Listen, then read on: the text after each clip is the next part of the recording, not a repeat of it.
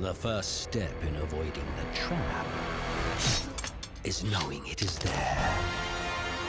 Real strategy requires cunning. Remember that, and your dynasty will rule this land through the ages.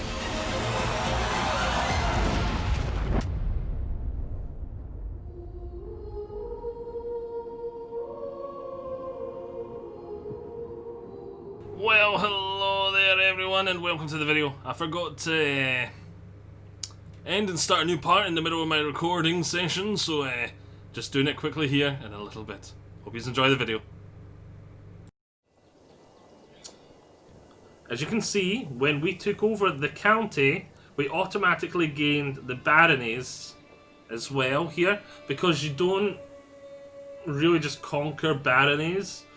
Baronies are part of the county. Now that doesn't work when you siege out.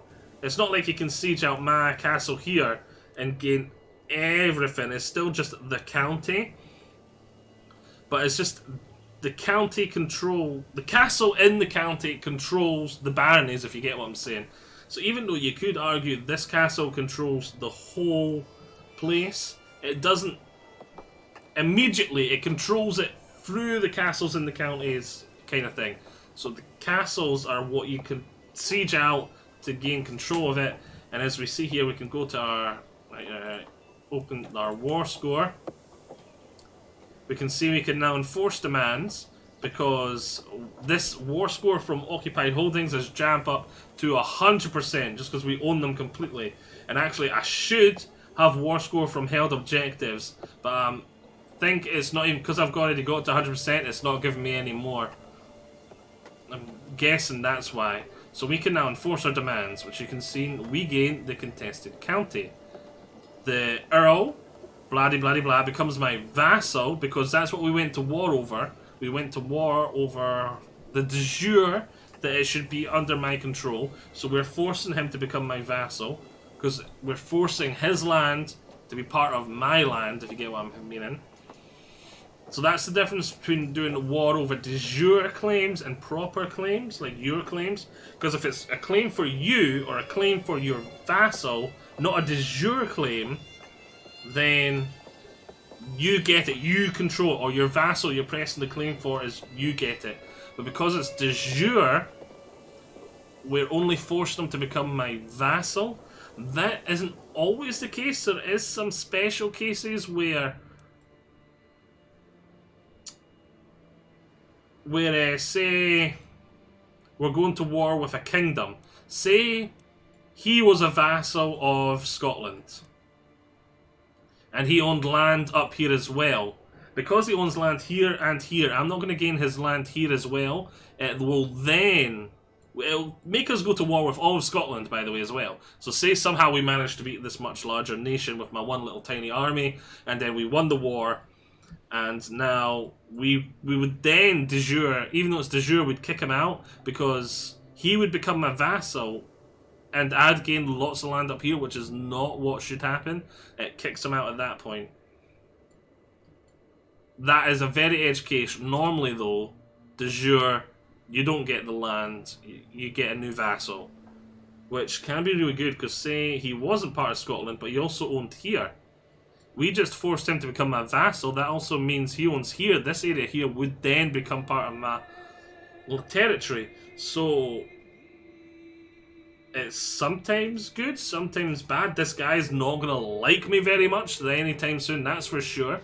It's probably going to be quite some time before he likes me, or he dies and his heir hopefully will like me. But yeah, we can deal with that. We'll have to be a bit more political around them. Enforce my demands. To my liege, your wisdom and mercy are legendary.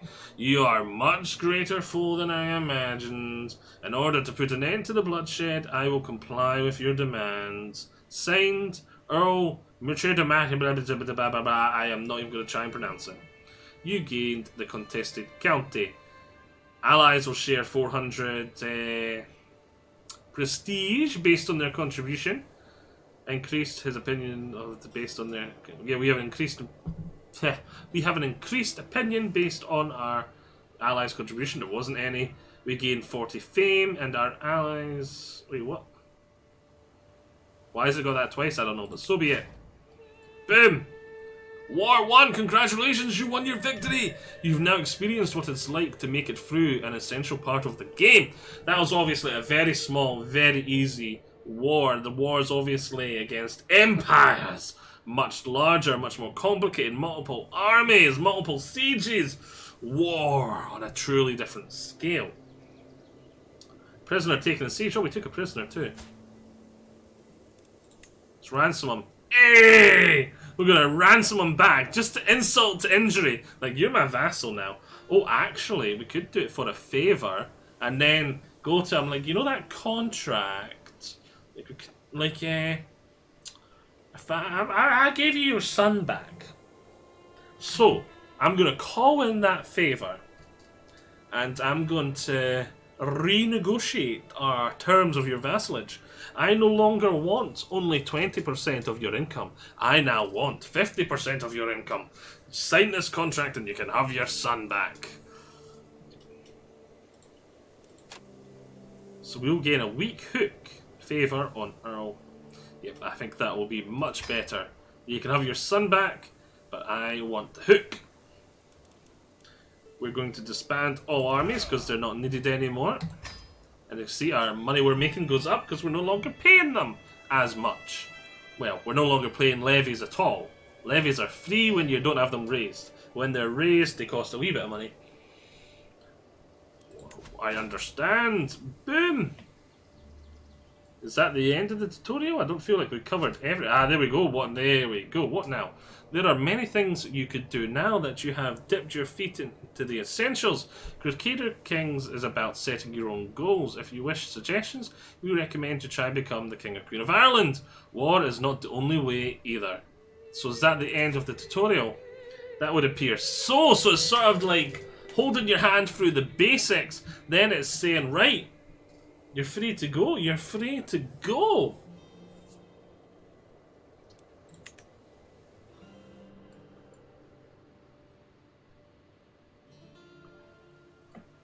So, do we want to continue this now, though, and do a bit more? Sieges 1, is there anything else that we really should cover?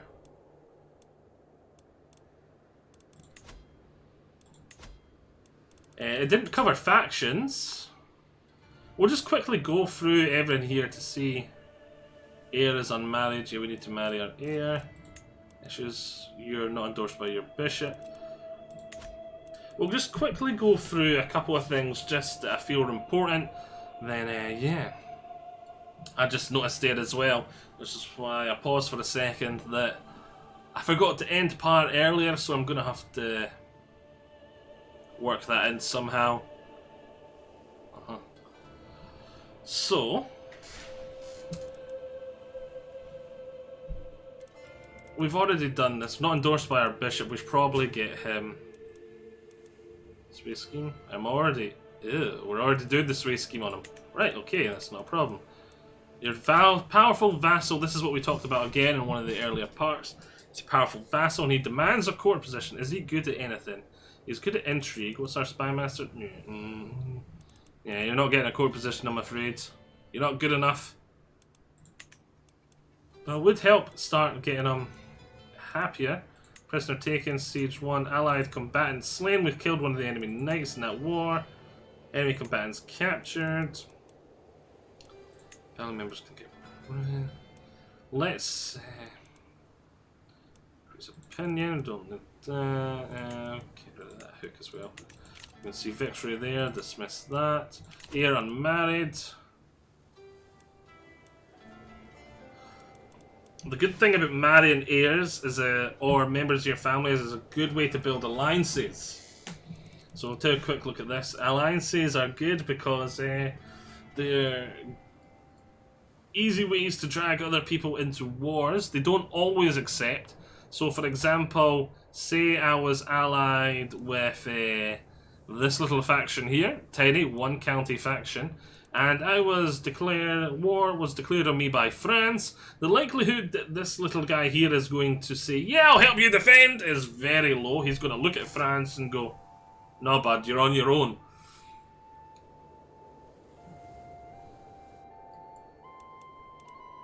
But if it was, say, the Isles that declared war on me, he'd look at that situation, there's a high chance he'd go, you know what, together, we can do this. We can do this. Let's do this!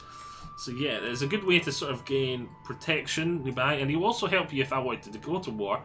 Say he's my ally and I wanted to conquer here, then he'd be like, yeah, come on, I'll raise my levies, let's go get this for you. As long as he liked me, of course. If I've allied with him, good chances he will like me. So yeah, these are the best ways to get. Look, potential alliance from marrying my daughter to this person. Let's see here, has claims on the following title and a potential alliance. So this is the best way to go about doing that type of thing. For now, we'll just send a proposal to you to get our heir married.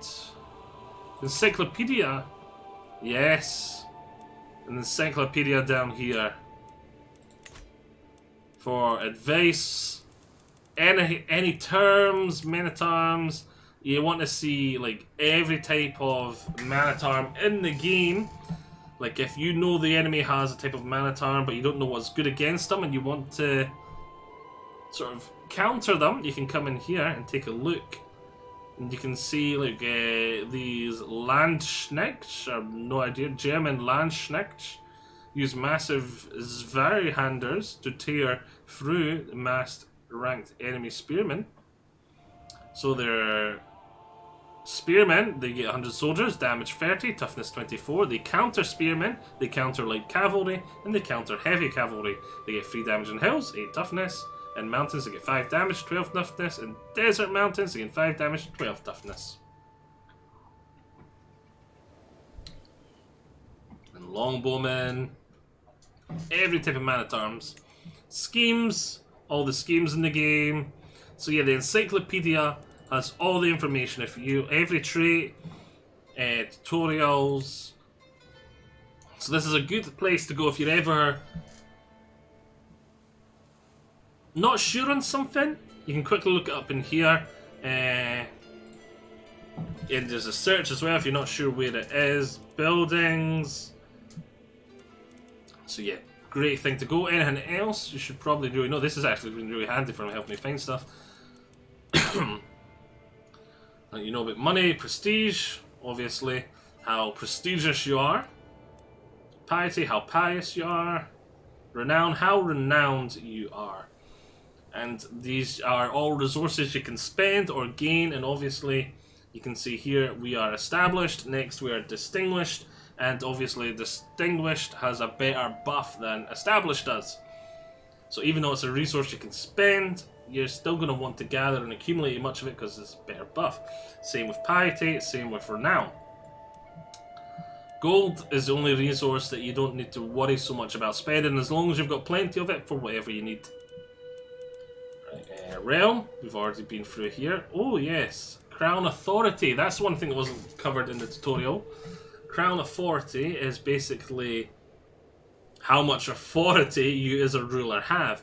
Start off here with autonomous vassals, which is the current law, which gives our direct vassals a +10 opinion of us. It's because they like it. They provide levies and taxes, but otherwise they're completely free to do whatever they want. Who cares? They don't. Then obviously the more authority you have, normally the more advanced your civilization is as well, the further down here you go. Like a high crown authority is like a technology. So past limited crown authority, we gain the ability to change our succession laws. Titles, we can now revoke titles, and we can now retract vassals, which now means like if we ever see this guy down here, he really hates me, so there's a good chance that he's going to be a thorn in my side. He's probably going to start trying to get other people to think his way. There's a high chance he's going to do something. He's either going to start trying to plan a revolution, he's going to start trying to murder me in my sleep. He's going to do something because he really hates me. And I really don't like him. So I'm like, you know what? Boom! You lose your land. And I'm putting this guy in charge there. And depending on your laws and stuff, that can be seen as tyrannical. That can be seen as like, shock horror. Or it can just be seen as like, ugh, we don't really like that. So yeah, it really depends on your laws, your situation, how that looks. But there will always be like a small debuff where all your vassals are a wee bit worried, they don't like it, and they like you a wee bit less for a couple of years because you've done that to one of their peers, kind of thing. Like, he done that to my peer, he could do it to me, kind of thing. So it makes them like you a wee bit less. And it can be seen as tyrannical and that sort of thing, which makes them like you a lot less in certain situations. In most situations, to be fair. So yeah, let's pass this for now. Boom, pass the law. So we're losing that direct vassal opinion plus 10 buff, but we're gaining extra abilities to revoke titles and vassals, and we also make sure they provide at least 5% of their levies and 2% of their income to me, which then we can renegotiate in their vassal contracts, but the minimum is now 5% and 2%, which I'm pretty sure by default it is set to minimum. Can we... This guy, who hates our guts...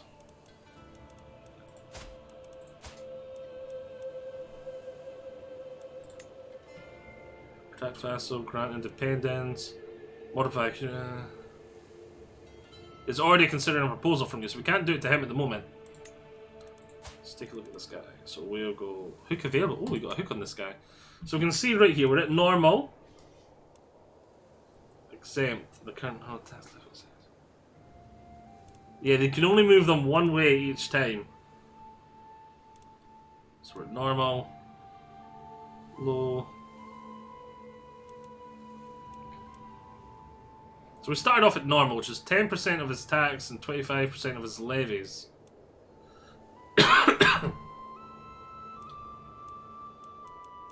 So if I wanted to make it boom, high, boom, high, he's not going to accept that. To see he's willing to accept the money.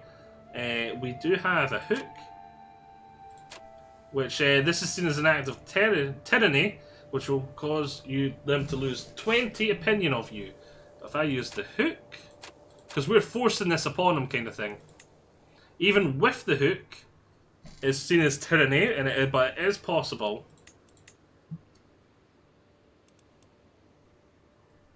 Succession rights. We can see all our contract here. So we're going to use this hook to increase his taxes from 10% to 15%. So 15% of his income, which we can see here, means we will be getting, but he does have a negative opinion of me of 15, which is nothing we can do about, really. And apart from make him like me more through a space scheme we talked about earlier. But yeah, we can modify that. Boom, he owes me more money. Vassal contracts, renegotiations. Anything else is not being talked about yet. Right, so we've seen the realm. We talked about realm authority. Military, we've seen that. We've seen man-at-arms. Council. We talked about council, and you've got all these things you can do here, like fabricate claim, collect taxes, increase development in county. We've not talked about the wife, actually. So, by default, you've got assist ruler, which gives you a portion of all her stats to use. So she's like your primary advisor. Excuse me. The person sitting beside you, like you get, the known Crusader Kings 2, it was half of all her stats. I'm not sure if it still is half. I've not really paid attention, to be honest. But this is the one where it's all round. She'll help you as much as possible all round. I could change this to intrigue, which is going to give me 10 intrigue, but she's not going to give me the stats everywhere else. So say you're going into war and you're desperate for that martial score, could be a good thing. Or say your guy cannot do intrigue to save himself. He believes everyone. He takes everyone at their face value, and yeah, he's constantly getting people trying to assassinate him. Maybe having a wife go onto the court intrigue, like support me by doing intrigue for me. maybe that will help keep you alive. But for most of the time, you're probably going to be wanting a wee bit of everything, because it gives you the most possible. Obviously, the related stats to each of these, you've got one for each stat of advisor. The related stat, you want it to be as good as possible, and it makes them better at these jobs. And just trying to think of anything else that's not been covered. Court physician could help you if you get ill. You can see everyone that's a guest, people that are just here for now. And then courtiers, people that actually live here and are part of my empire. That are of note. So they're not just every single person that lives in my country. They're people of note, kind of thing. So people that come to my court on a regular basis, that sort of thing.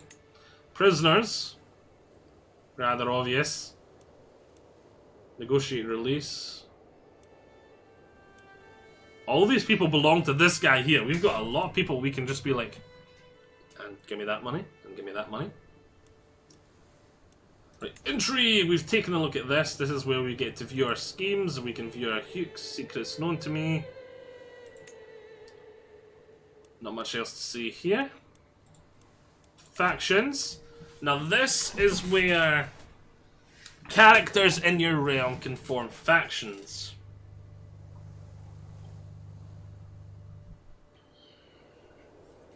Factions are groups of people within your nation that have an agenda. Would probably be the best way to describe them. Like this guy here hates my guts. So he's almost definitely going to start a faction, and he's probably going to start a scheme to try and murder me as well. And he might be the only member of his faction, but he definitely will be the only member of his faction at first. But he's straight away going to be going to my other vassals and going like, our leader, don't like him. Do you want to start do you want to help me? And we'll overrule him. So a faction could have lots of different agendas. Maybe their agenda is they don't like how harsh my vassal contracts are. So they're starting a faction to try and rectify that. And if the faction gets powerful enough, they can come to you and say, right, do this, or it's civil war. And obviously that could be really problematic. The more your vassals like you, the less likely they are to join factions, the less likely they are to have these agendas type thing. And this is where you can keep tabs on it, if you know about it. Oh, my throat is getting really dry. And decisions. Decisions are things you can do that don't sort of go into any other place. So you've got these sort of like basic decisions that you can do almost all the time. You may have some different ones depending on your culture, etc, etc. You can invite knights. You may want lots of knights to join your faction, help you in war, so you can invite knights. Invite claimants. Invite people to your empire that have claims on other pieces of land, which then you can land them, give them a piece of your land, and then get their claims kind of thing. Like you can then go to war over their claims, and when they gain their claim, they're already your vassal because you've landed them, so you're gaining the land and their claim through them kind of thing. Revoke false confession, go on pilgrimage, hold a feast, call a hunt, search for physician. These are all your generic decisions. And then you get these major decisions up here. Now, these are where you're going to have big decisions, like found a new kingdom, for example. If you've ever played Europa Universalis or the Older Kingdom, older Crusader Kings, this is where you get things like found this, or if there's an option to like recreate the Roman Empire kind of thing. There's a big thing you can often do in Paradox grand strategy games. If you own like all the territory in Rome, refound the Roman Empire kind of thing become like a major decision. I don't know if that's the case in this game, but it is in a lot of Paradox games, is stuff like that. So you'll find stuff like that here. And like some of these might be cultural, they might be land orientated, but any like big decisions that are going to thematically change something, or yeah, just major decisions that are going to completely change your faction can all be found here. And obviously they'll all have prerequisites. So my throat is getting really dry because I've been talking basically non-stop. And we're nearly at the end of part 3. So with this, I think it's time we threw this in the bin. Because 1, it's not an Iron Man mode, and 2, I can't get achievements, which is probably the last thing I want to talk about. To get achievements in this game, you do need to be on at least normal difficulty and in Iron Man mode, which is what we're going to do.